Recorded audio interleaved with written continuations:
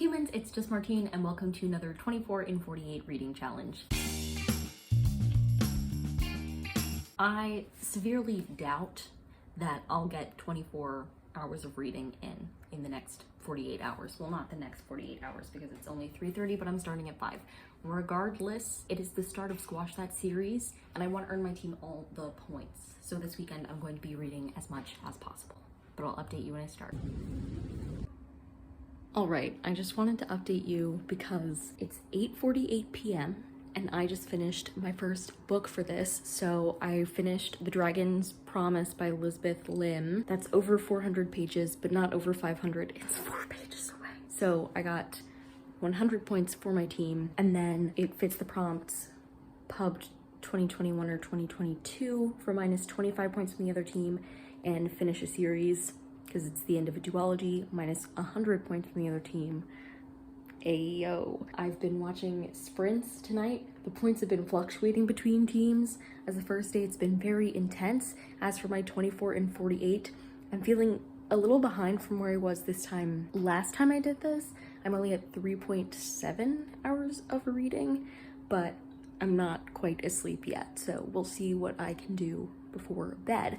As for The Dragon's Promise, I'm giving it 2.5 stars. For parts of it, it felt like a 3 or 3.5, but there were so many action sequences, I just couldn't handle it. That's usually one of my biggest problems with fantasy, is I'm terrible at paying attention to action sequences, and they typically have a lot. It felt like the first book in this duology had less action sequences, more character building, as a first book is wont to be, and this was very much a second book, end of series, action, action, action.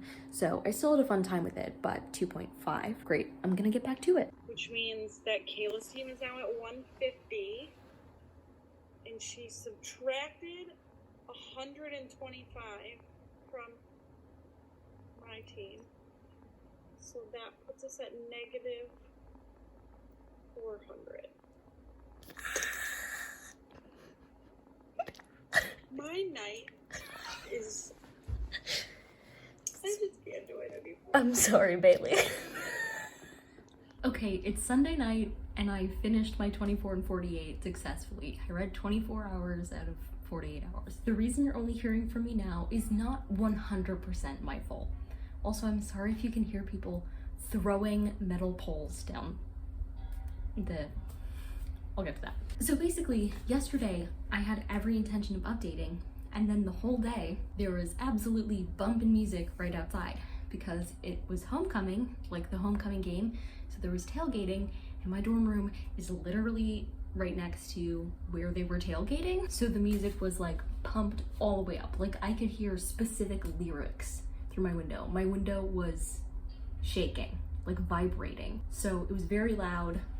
I wouldn't have been able to edit out the music, so I just couldn't talk to you. Now, they're suddenly disassembling all the tents from homecoming and just throwing the poles from them around, apparently. So, yeah, sorry if you can hear that. And then today, I was really focused on getting the challenge done. Also, one of my roommates had a guest over, and they were staying in the, like, common area, and you can hear everything in the common area.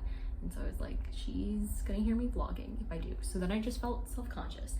But boy, do I have updates for you, because I did read a heck of a lot. So I filled you in on A Dragon's Promise. The Dragon's Promise? Yeah, The Dragon's Promise. And that was the only thing I finished that night, because I spent most of the night reading it, and we did those fun reading sprints, and it was absolutely, positively wild. Like, I was straight up not paying attention in the middle of sprints to the conversation. I was continuing on with my audiobook so that I could finish The Dragon's Promise. We end the first night in the positive with the other team in the negative, but very, very close. Like, I think it was like plus 150 versus minus 150. And originally, the first time we got any points, that was basically flipped. So the other team was positive, my team is negative.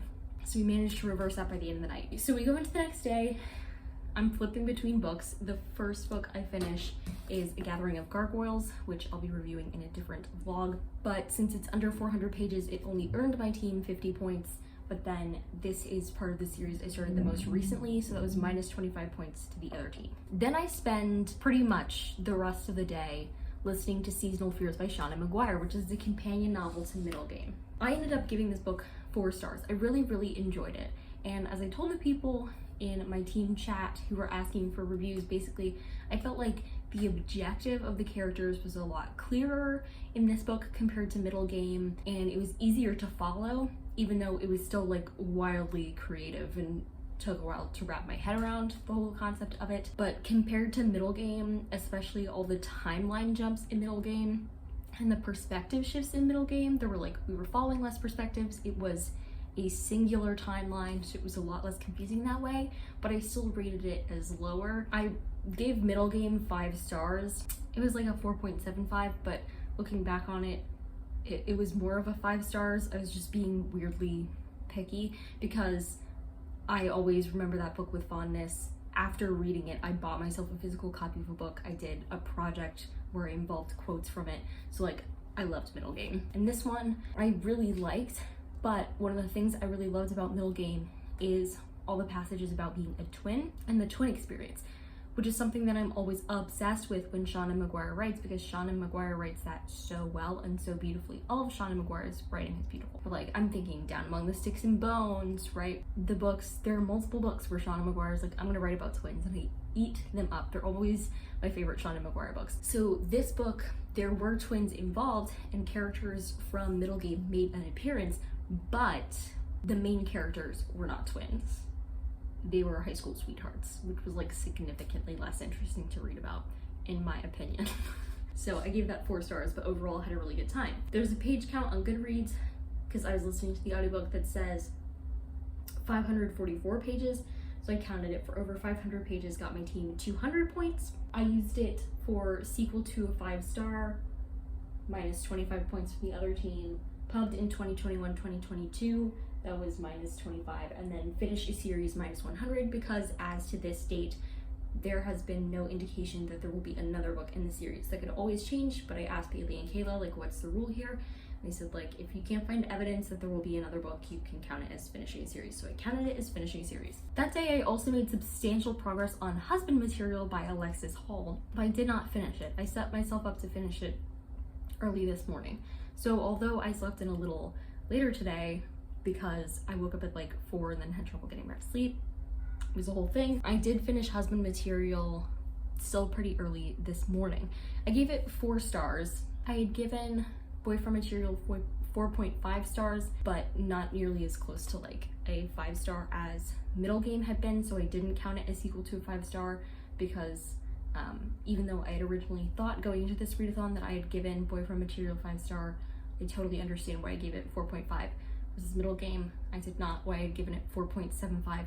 I've like rarely given a book 4.75, so that was a 5-star to me. I also thought it was fun to do it specifically in this 24 and 48 because I read Boyfriend Material, my first Alexis Hall book, in one of my very early 24 and 48s. It might have been the first one. I was definitely not successful in that round in getting 24 and 48, but I remember having read it in like a really early round of this, so it was like a nice callback for me. I'll consider trying to find the vlog and putting it here. But I've also been on quite an Alexis Hall kick. I've read 2 of his books in the past 2 months. So this was the 3rd month in a row that I was reading an Alexis Hall book.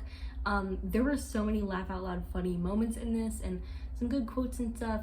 The ending was a little shocking, but like I definitely approved of it, but I didn't feel like it was as strong as the first book, just because like it's the sequel to a romance book following the same characters, and those are like bound to be less good. I did feel like there was no like major 3rd act breakup moment, which I appreciated, and considering the fact that it was a sequel to a romance book following the same characters, it was a really, really great version of that specific, I'm not sure if you would call it a trope, but that specific thing. I gave it 4 stars, had a fun time with that. For Husband Material, it was over 400 pages, so I got 100 points. It was me catching up with the series because there have been future books announced with expected publication in like 2023, so that was minus 50 points for the other team, and then pubs in 2021-2022, minus 25 for the other team. Then I spent some time today reading Dear Justice.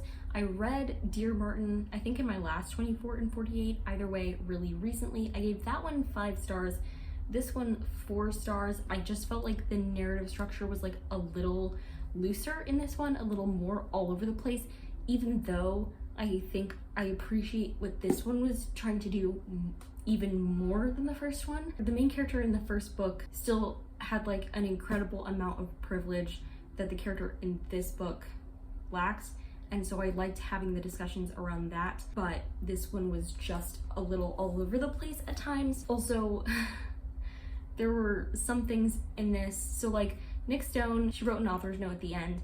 She was talking about how one of the most fictional parts of this book is the support that Quan gets throughout the book. I totally agree. Young black men in the criminal justice system pretty much never get as much support as the main character in this book did get. So in that way, he still had that kind of privilege, but he didn't have the same like expensive education situation that Justice had in book one. Although this had an ending that I think made narrative sense, it unfortunately, I feel, was also really fictional for the real world, which is totally fine. That's the point of fiction. But I think I would have liked to see a slightly different ending for this book, not because I wanted other things to happen to this character. Like, this character deserved the ending that he got, but I would have liked seeing the conversations around a different ending, because I unfortunately think it's a lot more true to life, and so seeing characters deal with it could have been maybe incredibly healing for people who went through that themselves. On the other hand, I still think this book could be incredibly healing. Dear Justice is a book about Quan, who is one of Justice's friends from the first book, Dear Martin. He's awaiting his trial for the murder of a police officer. Justice reaches out to him. They start communicating via letters. Things go from there. So yeah, I really enjoyed this. This was less than 300 pages, so it counted as 50 points for my team, but it finished off a series, so minus 100 points from the other team, and was a sequel to 5 stars, so minus 25 to them too. And then for my last book, I read Dog Helps Those by Neil S. Plackey, which is a golden retriever mystery, number 3. I gave it 3 stars, just like the second book. It's just like an easy read, fun time. I have to say, the legal advice given in this book was horrific, and it really displayed the phenomenology of innocence that we've been talking about in my interrogation class. Like, they literally said to a person who the police thought had murdered this guy, "You're innocent, so you don't need a lawyer, they'll just check your alibi and you will be fine." No, absolutely not. Innocent people are really prone to false confessions. They have this false belief that if they just tell the police what happened, that the police will realize what is true and they will be free. That is absolutely not true. Anything you say can and will be used against you in the court of law. Police officers will hold on to anything. Their job is to get somebody to the prosecutor and be like, here's your person. This is what the investigation showed. After they get to that point, they do not care, right? It's a broken system, and it doesn't mean that every cop is like a bad cop or anything. It's just how things go. So that made me want to scream in this when they were like, no, you don't need a lawyer, just answer his questions. And it worked out in this book because it's total fiction, but I was like, I hope readers don't think that's an actual thing. Like, if you ever get questioned by police, get a lawyer, invoke your right to remain silent. You say, I'm invoking my right to remain silent and I want a lawyer now. If you don't say that, you haven't technically invoked your Miranda rights. Whole spiel to say that drove me nuts, but 3 stars because it was a cozy, fun time. It was less than 300 pages, so it only earned me 50 points for my team. It has been on my TBR for over a year though, which is minus 50 points from the other team, and it's an owned sequel on my Kindle app, so that was minus 25 points for the other team. And I've been recording on this for a long time. So, we did get a points update. The last update for the day we got, and it was a little bit crazy. The team that I'm on currently has 1,475 points, and the other team currently has negative 1,200 points. So we're making good progress, but there's still a long time to go in this readathon, so we gotta just keep going. So with that, I'll leave you here. If you like this video, go ahead and give it a big thumbs up and comment down below what series is at the top of your TBR list, and subscribe for more reading, writing, and college lifestyle content. And until next time, bye humans, bye!